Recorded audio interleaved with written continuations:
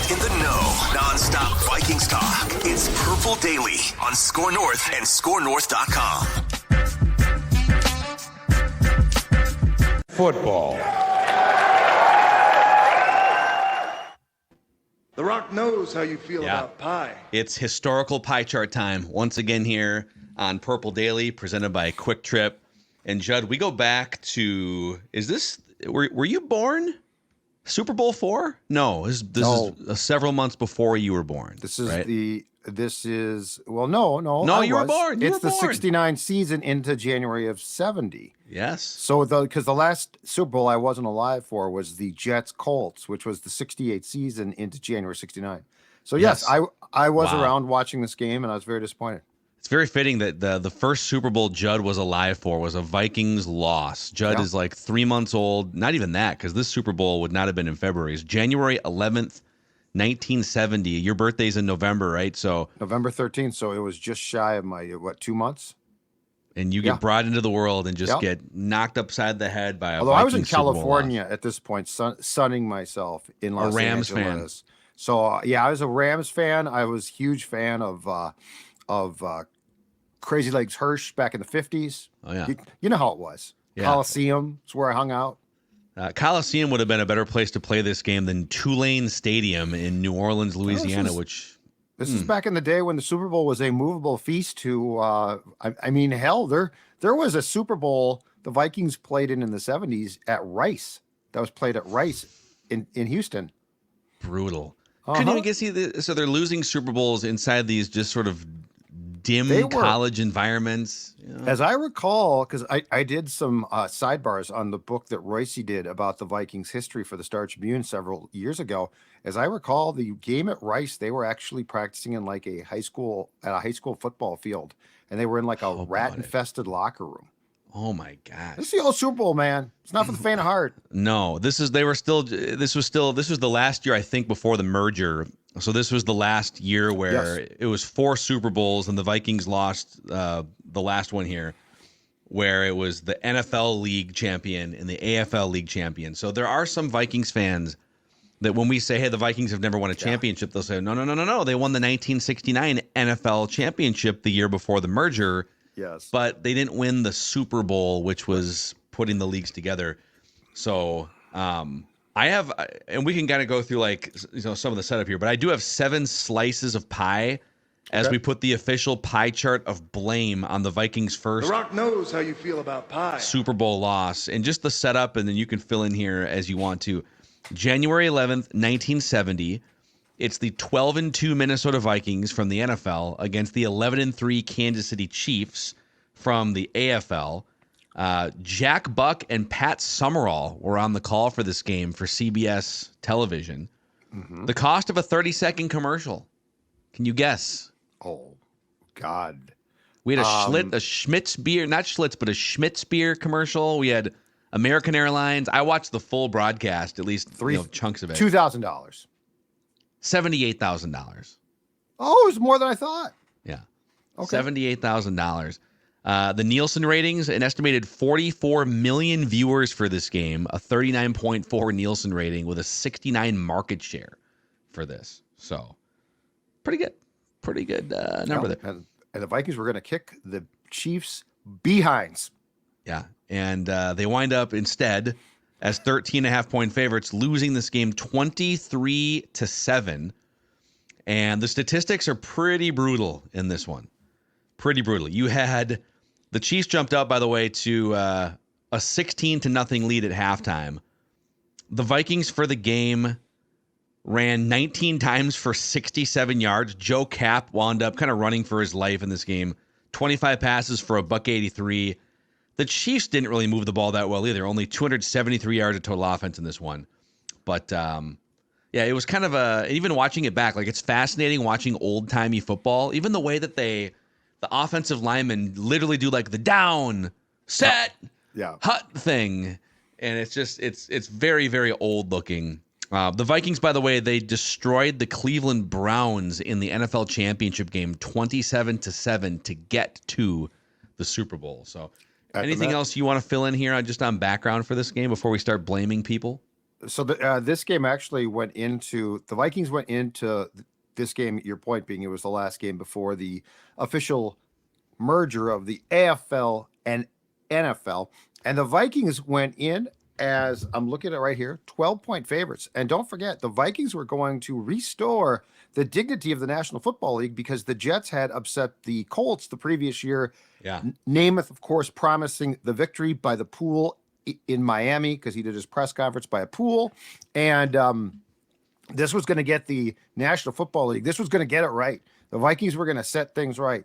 The NFL trusted, Pete Rozelle trusted the Minnesota Vikings to straighten out the upset loss of a year before. And then this pie chart happened. Yeah. The Vikings in the regular season, they got beat. They went on the road in week 1 and lost a game to the New York Giants to start 0-1. And then they rattled off 12 consecutive victories from September 28th through December 14th. And they were just beating the crap out of teams. There's a 52-14 win over the Colts in that stretch. There's a 51-3 win over the Browns in week 8. A 52-14 win over the Steelers in week 10. The Vikings in the regular season, among the 16 NFL teams, wound up number 1 in scoring offense and number 1 in scoring defense. The offense averaged 27 points a game. The defense gave up 9 points per game in the regular season. Yeah, they were and then crazy. in the playoffs, the defense they beat the Rams 23-20 at the Met.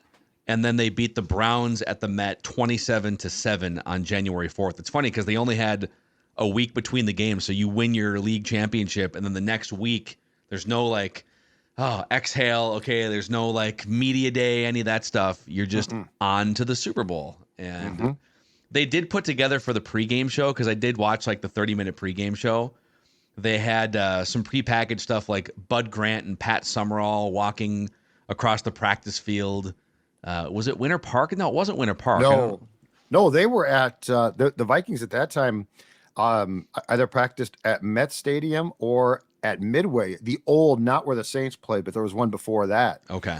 So no, they actually, I think their business offices, if I'm not mistaken, were in Bloomington, but they were literally offices. It was like a strip mall type of thing. There was no facility.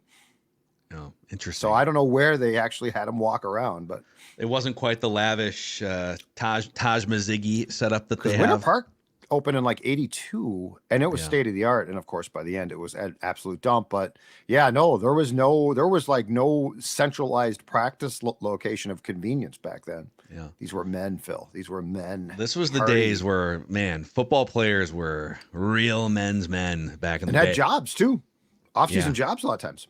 Yeah, because they weren't making the crazy generational money. Another thing from this is that this was one of the more famous NFL Films games in the early days of the Super Bowl era. So the night before the game, Ed Sable, who was the mastermind behind NFL Films in the early days, he met with the Chiefs coach Hank Stram and convinced Hank Stram to wear a hidden microphone during the game so his commentary could be recorded for NFL Films and their recap of the Super Bowl. And it wound up producing some of the more, because Hank Stram was born in Chicago, I'm guessing he's Italian, right? And became a broadcaster because it was a natural fit. Yep. He was, in fact, for 20 years, he did Monday Night Football on the radio back in the 80s and early 90s. With Jack Buck. And so Jack Buck went from TV doing Super Bowls to radio Monday Night Football. Yep. But Hank Stram, if you've seen the film, there's a 20-minute, 30-minute episode of NFL Films where they're breaking down the Super Bowl, and it's the 65 cross power trap. Yep. Yeah. Vikings fans and Bud Grant. 65 cross power trap. Bud Grant hated Hank Stram largely because of that, and Vikings fans for a long time would get really pissed off if Stram did a Vikings game because they always thought that he was biased against them. I mean, Hank Stram was, back in the day, he was a very disliked guy here because of that. 65 toss power trap is the play. It's a great, but I mean, it was that idea that what the Sables did, Ed and his kid Steve, who are both passed away now, what they did was incredible. They originated that idea of access. Yes. And really well shot, film shot, not just TV. Yeah, they basically is cinematized a word. They cinematized football. They made it a movie. And it became a marketing wing of the NFL for years and years and years. And still is. And it still Absolutely. is. I mean, Hard Knocks is an NFL Films production that's, right, HBO. So, and then before I get to these 7 slices of pie, one other thing that really stood out among a million, just watching a football game from 1970, January 1970. So Paul Krause, legendary Viking safety, intercepted a key pass late in the second quarter. So the Vikings were down 6-0. They fumble the ball, and now the Chiefs get the ball back midfield. And so the Chiefs are looking to go up by 2 scores. And Len Dawson, the Chiefs quarterback, throws a ball down the field. And, of course, the goalpost is on the goal line, too, which makes it even more hilarious. As these receivers are, down there trying to navigate it. Right. And so Len Dawson throws up a jump ball, and Paul Krause jumps up in front of the Chiefs receiver and picks it off at, the 5-yard line and lands. So it's, man, your team's on the ropes. You need a big play on defense. You get the ball back. It's the Super Bowl. Everyone's watching. In today's NFL, all 11 defenders would have run over to the hard cam at the end of the end zone and done some elaborate, posing or celebrating and everything. Paul Krause picks off this pass. He gets up, no high fives from teammates, nothing, just trots back to and usually the sideline would be overflowing, jump high fives, everything. Just the amount of celebrating was zero basically until the game was over in this. Yep. It was just a different era, man. This was these were World War II era, boomer era people, man. Yeah, these guys were not the because the league actually at that time had no rules against it because they outlawed it in the 80s because it got so out of control. So yeah, these guys were just as serious. Well, and look, Bud Grant was their coach. Bud Grant's the ultimate. If you think about stoic National Football League figures, you got Lombardi, you got Bud Grant. So nobody, you didn't wear at home games, you didn't wear gloves, you didn't wear, you didn't go warm up. You just stood there and froze your ass off with a parka on. You just take it. So, okay. This is the official, on the record, documented pie chart of blame for the Vikings' first Super Bowl The loss. Rock knows how you feel about pie. Okay. And I'm sure if I'm missing anything here, please chime in the comment section on the Purple Daily YouTube channel. Obviously, I was born a decade and a half. I was born in 85. I was born 15 years after this game. I might be missing something. But we're going to start out with a 5% slice to the grounds crew at Tulane Stadium, Judd. I know the conditions were the same for both teams, so it's not an excuse necessarily. But this was the most unprepared Super Bowl field, I think, in the history of this game.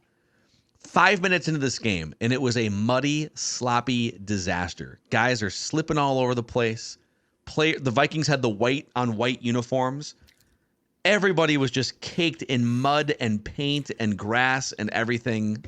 First quarter, and it should have favored the Vikings. Damn it! This should have favored the Vikings. Their conditions. Yeah, and that's why I only gave it 5%. I don't want it to be an excuse, but can we get a real football field here? Oh, go through some early Super Bowls. It is incredible. Yeah, well, even just some of the regular season games where they're playing in any type of rainy conditions would just make. What was it? It was 76 or 77. I forget which it was when the Vikings played the Rams.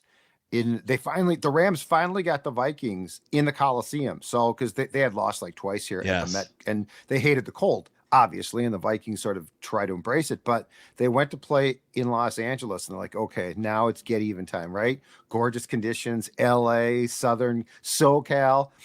It rains, monsoons, and you can't. Honest to God, go back and watch it. You can't tell who's who. Yeah.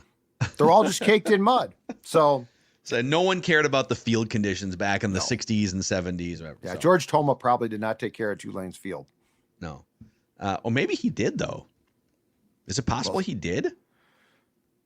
A young George Toma at the time? Because he might have been the Royals groundskeeper by then. Because he was in Kansas City forever. So he might have been. I don't think it'll. Let me just real quick here. George Toma. Yep. Super Bowl. Yep. Toma's reputation won him the job of preparing the field for the first Super Bowl in 1967. So this was a George so you're giving Toma 5% field. to George. Toma, man. Sorry, guy. The Rock So George knows how you Toma feel about pie. was in addition to being the official Super Bowl groundskeeper up until like the debacle from a year or two ago when everyone was slipping all over the place, was the Minnesota Twins spring training complex groundskeeper for years at Hammond Stadium. Yep. And the Wilfs actually, after they bought the team, hired him to improve Winter Park's fields. Oh no. So he's 94 years old. Yeah. This is even deeper than I thought. He hates George Toma. George Toma has been the official groundskeeper.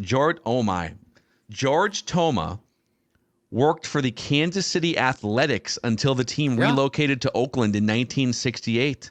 And then he worked for the then Royals. at Municipal Stadium, where the Kansas City Chiefs also played in 1968. Oh, so the Chiefs' home groundskeeper was the groundskeeper for this game at Tulane Stadium. Fix was in. We got screwed. I mean, I've already written out the pie chart, but I feel like the Vikings did get screwed by a hometown groundskeeper in Super Bowl IV. You know what? I never knew that. I didn't know that. I knew he had a long-standing association with the baseball club. I did not realize that he was the Municipal Stadium groundskeeper. And I just found out in the last year or so, because I saw some pictures, that the Chiefs actually played there at one time. Yeah.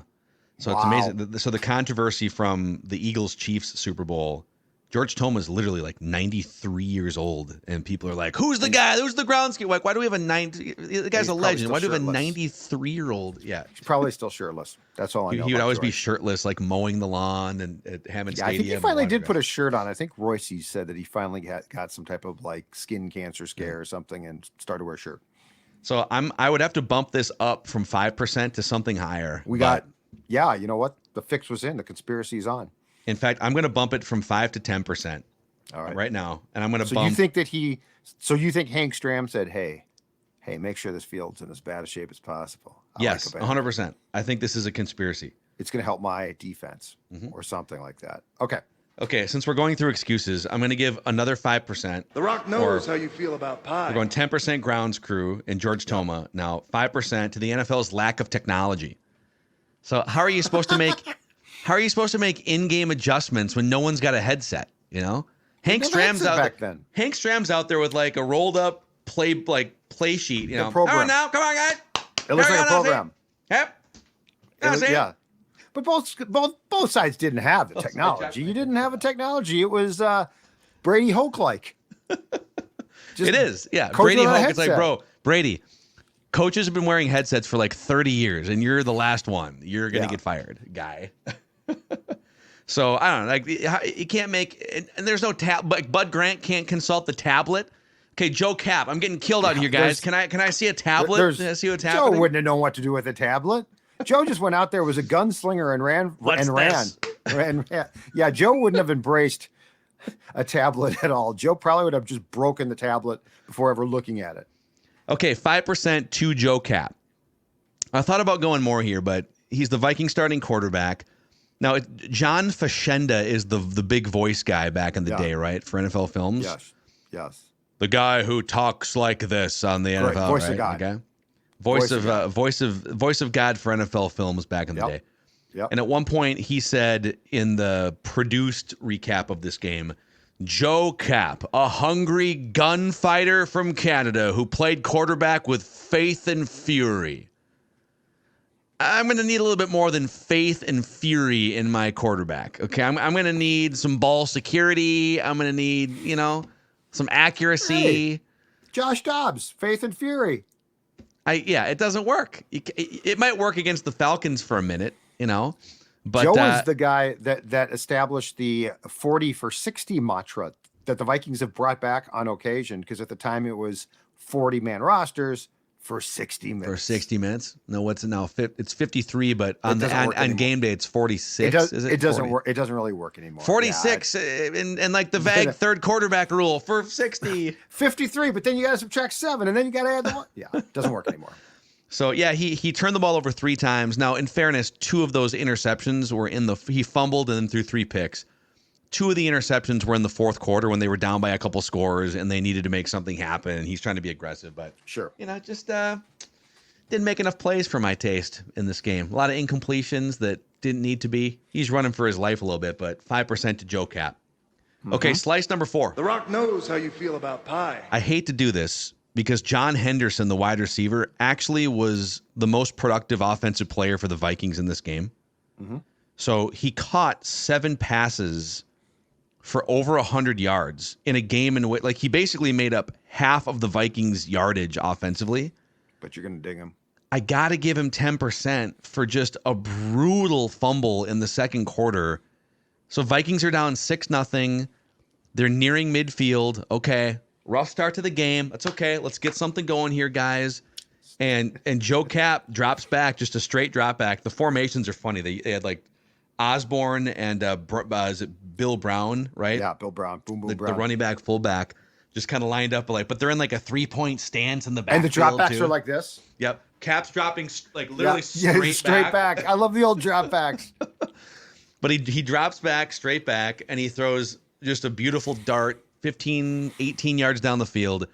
And John Henderson's wide open. He catches the pass, takes one step, boom, ball gets punched out for a fumble. Now the Chiefs then on the very next play threw the interception back down the field because nobody cared about interceptions back in the 60s and 70s. But it was a chance for the Vikings with good field position to, okay, let's get a drive together here. Let's go down and score and change the momentum. And it just felt like, oh, man, another thing going wrong here for us. So John Henderson, great game for you, but that fumble can't happen, man. Ball security. Mm-hmm. Right? The Rock knows how you feel about pie. All right, last 3 slices here. 15% to the Vikings offensive line. 24 rushing yards in the first half. 3.5 yards per carry on the ground for the game. 3 sacks allowed. Joe Cap running around. They just didn't get any push. They didn't get any, just watching that game. That Chiefs team was good too, right? That defense was good. Yeah. It was. Yep. And the Chiefs actually had several Hall of Famers on their team. If you look, there's like, let me count them. And if you count like Hank Stram as a Hall of Famer too. But you're right on the players. I think the Chiefs had like Willie 8 or 9 Lanier. Hall of Famers on that team. Their kicker was a Hall of Thomas. Famer, Jan Stenerud. Jan Stenerud, who kicked here at the end. Jan Stenerud That's actually right. was a Viking. Almost every great kicker in the 70s, 80s kicked here at some point in time. Yeah. Gary Anderson, Morton, Jan Stenerud, It's crazy. all of them. Yeah, it is crazy. So I just gotta say, offensive line just didn't I hear you. didn't quite lean on the Chiefs like you need to. Which brings me hear to you. the 6th slice out of 7. The Rock knows how you feel about pie. So Vikings, they go in. You said 12-point favorites. I saw 13-point favorites. Whatever. They were almost 2 touchdown favorites. Bad.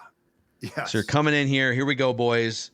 We're favorites. We're the better team. 12 straight victories regular season. We just blew the doors off Cleveland, which is one of the best teams in the NFL for 20 years during that era. Let's come in with the right mindset, okay? Bud Grant, 25% for not having your team ready to play. Oh, boy. And Hank Stram, he's a much more vocal coach. He's riding the officials the entire game. Now, in fairness, he was mic'd up, so there's just more like footage of him talking. Yeah. But I don't know. I feel like Hank Stram spent like half the game just riding the officials for bad spots, for penalties, different things. So I feel like he influenced the game. All And still Bud- true today. Yeah, and Bud Grant basically just stood there stoically for like 3 hours. I think if this were modern day, we'd be ripping the Vikings coach for like, why aren't you doing anything, man? Post-game shows were brutal, I'm sure. Yeah, the The talk call-in radio shows. after this was Vent line I heard was they just killed Bud. where they're using like the rotary dial. Yep. Like, yes, I'd Give like me to the talk to station. Judd Zolgad, please. Yeah, I want to talk to the radio station. me I thought Bud 60 Grant did a bad job preparing his football team. Yes. So, Time to Bud, call for I mean, you heads. got to take it. And Yes, not to mention, like, yes. they went into 4 different Super Bowls. This was the first one, and they clearly weren't, the games weren't close. This game wasn't close. They didn't score in the first half. The Chiefs just seemed more prepared and ready for this football game. I think that's very fair. And look, of the 4 Super Bowl defeats, I think there's a very good case to be made that the 3 subsequent losses were just superior football teams: Steelers, Dolphins, Dynasty, Raiders. Yeah. This Chiefs team was really good, and I think that they were slept on because at that time the fact that they were in this other league was a big deal. And so I'm not trying to take away from them, but I mean, this is a terrible, like in the annals of Vikings defeats, this defeat's awful. Yeah, which To is this why day. we're putting it to bed here on this pie chart of The Rock time. knows how They'll you never be feel talked about pie. again after this. Yeah. This will be the last time. Well, at some point, like anyone who, I mean, how many people have conscious? I mean, you have to be in your 60s, mid 60s, to have like conscious memories of this game. So Yeah, it's a long time ago. From our group of people, Patrick does, and geez, that might be. We can see on our like YouTube analytics that a small percentage of our audience was potentially alive and remembers this game. And if you do, please comment on the YouTube comments. Go ahead. Yep. Color this in. And that brings us to the final slice of pie here. Pie chart of blame for a Super Bowl loss. And it's to collectively the Purple People Eaters, specifically the legendary Carl Eller, Jim Marshall, Your guy. and Alan Page. Carl Eller, your guy. My guy. My first ever interview when I was 8 years old. Yep. Now, Carl did have a sack in this game. I know what you're going to get him on. Yep. But these guys, this is your legacy, man. Here it is.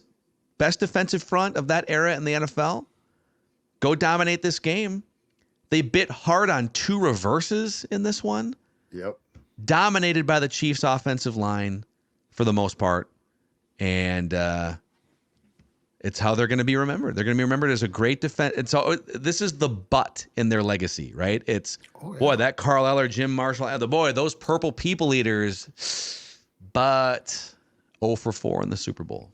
Right. Because that 85 great Chicago Bears defense isn't remembered today like they are if they don't win that Super Bowl. So no, there's no question about it. The entire legacy of those Vikings, which included the defense, certainly the 4 up front, and guys like Tarkington, all hinges on the fact that they did not win a Super Bowl. I mean, It's that simple. It's that simple. I thought you were going to, because I found this in a recap of the game, and I didn't either remember this or know it. It says, near the finish of the game, defensive end Carl Eller of the Vikings threw Len Dawson for a 4-yard loss, and when Vikings defensive tackle Alan Page followed up with a forearm directed at Dawson, the Vikings were penalized for a personal foul, and offensive tackle of the Chiefs, Dave Hill, began throwing punches at the Vikings. The Chiefs bench emptied, the players crossed the field in case help was needed.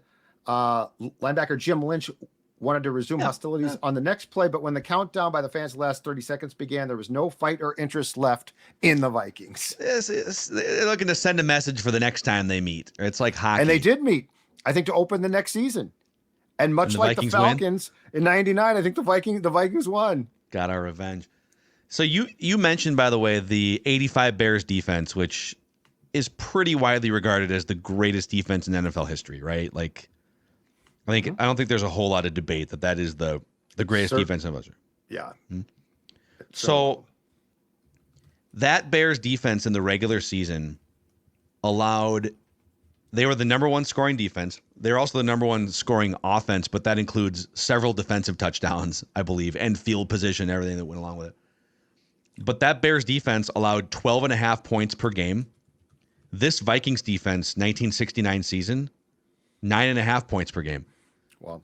So if this Vikings defense pays it off with a Super Bowl win, we might be talking about it as now the 85 Bears. The NFL was just bigger in 1985 too, so more publicity, more media, more attention. Both teams pitched. Let's see, the Vikings pitched 2 shutouts in the regular season. Bears pitched 2.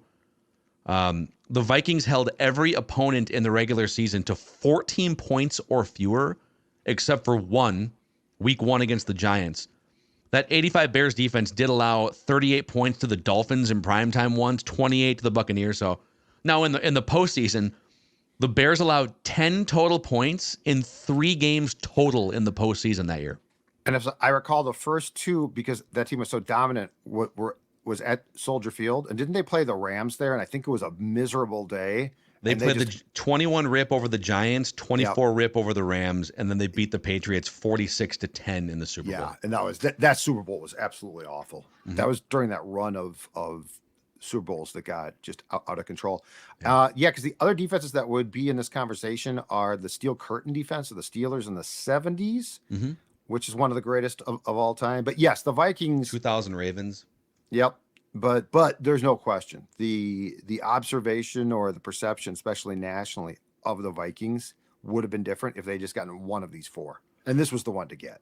I would say, okay, the 2000 Ravens, so they allowed 10 points per game. Ugh. In an era, by then you're talking 2000, you're talking like, Dan Marino had been in the league for 15 years. I'm not saying they played all these guys, but actually they may have played Marino. Let's see here. By 2000, Jay Fiedler. Yeah, he was at the end around then. So, but like the league was a much more offensive and passing league in 2000, and to hold teams to 10 points a game is insane. September 20th, 1970, Kansas City Chiefs at Met Stadium, 27-10 loss for the Chiefs. Take that. Yeah. The revenge came swift. Won a regular season game en route to a 12-2 finish in a first place NFC Central Division title. That'd be a fun list for the offseason for like summer Purple Daily content. Best revenge victories in Vikings history. Or like biggest, oh no, that really doesn't make up for it. Beat the Falcons to open 99. Yeah, take that. Yeah, Falcons whatever, who cares? Yeah. See you later. We still got that Super Bowl appearance at least. So the pie chart is sliced up this way. We've got 30% to the Purple People Eaters for just not being dominant in this game. 25% to Bud Grant not having his team ready and prepared compared to Hank Stram's team. 15% to the Vikings offensive line for not getting enough push, not running the ball well. 10% to wide receiver John Henderson for a terrible fumble that put a dent in the Vikings' momentum or chances to get momentum. 10% to a questionable grounds crew with major Kansas City Chiefs ties. 5% to Joe Cap, the quarterback, and 5% to the NFL's lack of technology. My team is struggling. Give me a tablet, okay? Give me something. And you're not getting a headset back then. and Bud's OC in that game, his longtime friend Jerry Burns. Burnsy. Yep. Big became the not the next Vikings head coach, because technically Les Steckel became the Vikings next head coach, and then Bud came back. Yes, sir. So there you have it. The Vikings did go on after this season. So this sparked a run of, it really is the greatest run in Vikings history that continued on throughout the 70s. They wound up not actually paying it off, but this was like their first they went to the playoffs for the first time in franchise history the year before. They went 8-6. They lost in the divisional round. Mm-hmm. They had been in existence for like 8 or 9 seasons at that point, but they went on to win like 9 or 10 division titles, or even more than that, in like the next decade plus, before kind of coming down the other side of the mountain in the early 1980s. So this was the start of that great 70s run, but mostly 70s heartbreak because of the Super Bowl losses. And the remarkable thing about this run was, as members of the NFC Central in the 70s, right? It was the Lions, the Bears, the Packers, and the Vikings. Go through the ineptitude of the Bears and Packers. It's incredible. So from 1970 on, in the decade of the 70s, the Bears 6-8, 6-8, 4-9-1, 3-11, 4-10, 4-10, 7-7, 9-5.